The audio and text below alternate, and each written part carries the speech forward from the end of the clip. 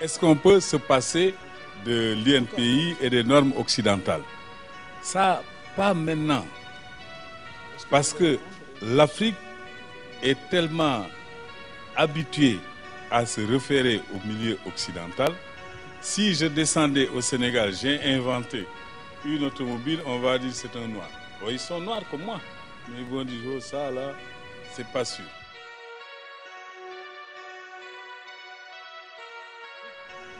J'avais commencé par déposer en Afrique un brevet d'invention sur le train électrosolaire et je pensais que l'OAPI, qui est africaine, bon, il n'y a pas de problème, c'était pour bénéficier des droits et des taxes que les chefs d'État donnent sur les brevets d'invention. Le directeur de l'OAPI m'écrit: Monsieur Attadiouf, soyez modeste. Parler de train électrosolaire, ça c'est impossible. C'est vous dire que à l'heure actuelle, l'Afrique est à un point tel qu'il y a le complexe.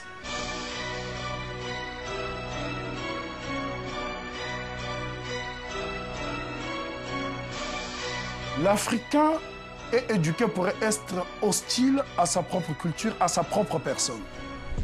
On fait tout pour vous dire que vous n'avez jamais été, que vous n'avez jamais rien fait.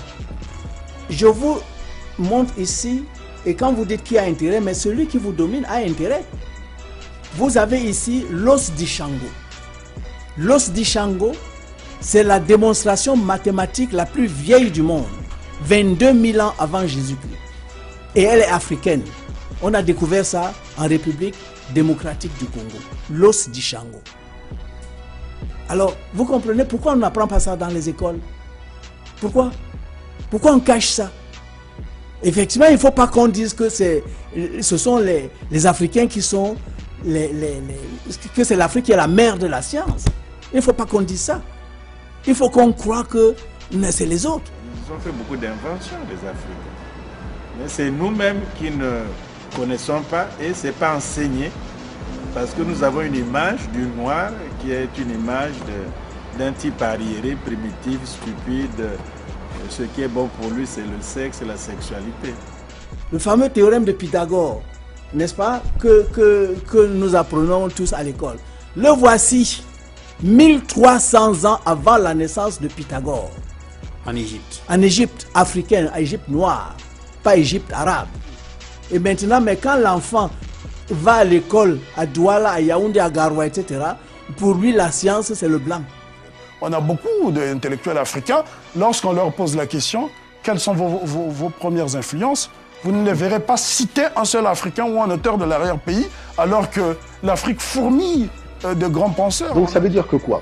Ça veut dire que venir nous citer Descartes, alors que nos ancêtres ont élaboré des textes qui sont encore plus puissants que Descartes, quand il dit je fais à l'existence donc j'existais, vous voyez, montre bien que en fait on ne maîtrise pas ces humanités classiques africaines, on est dans le projet civilisationnel de l'autre, on s'est complètement oublié, on est complètement perdu et on pense que par l'imitation on va pouvoir se développer. J'invite tous nos politologues à un peu d'humilité quand ils nous font de la science sur les constitutions françaises,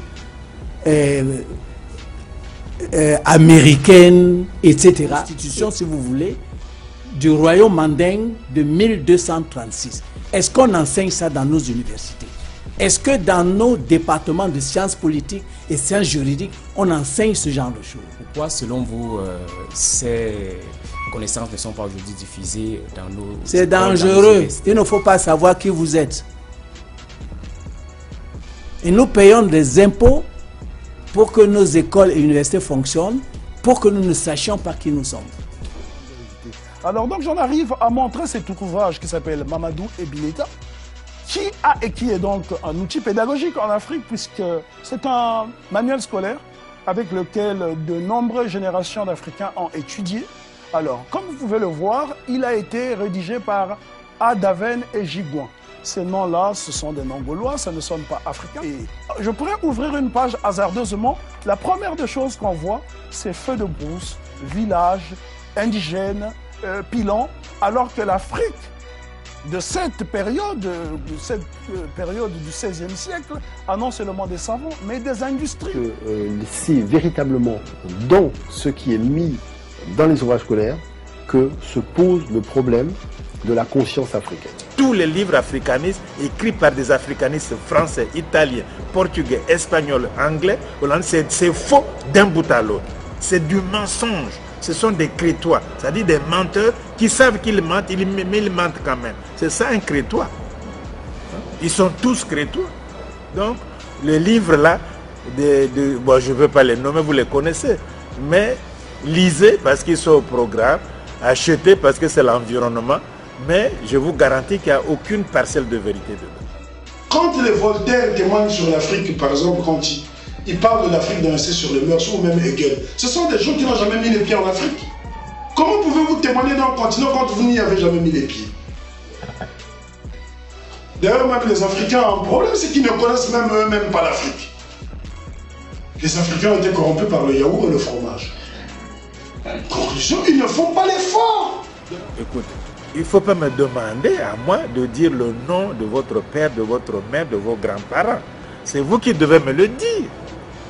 Mais dans notre cas, vous demandez à un autre qui n'est pas de votre famille de vous dire votre mémoire, vos ancêtres, votre histoire, votre biographie existentielle et existentielle. Nos historiens doivent faire un travail d'historien.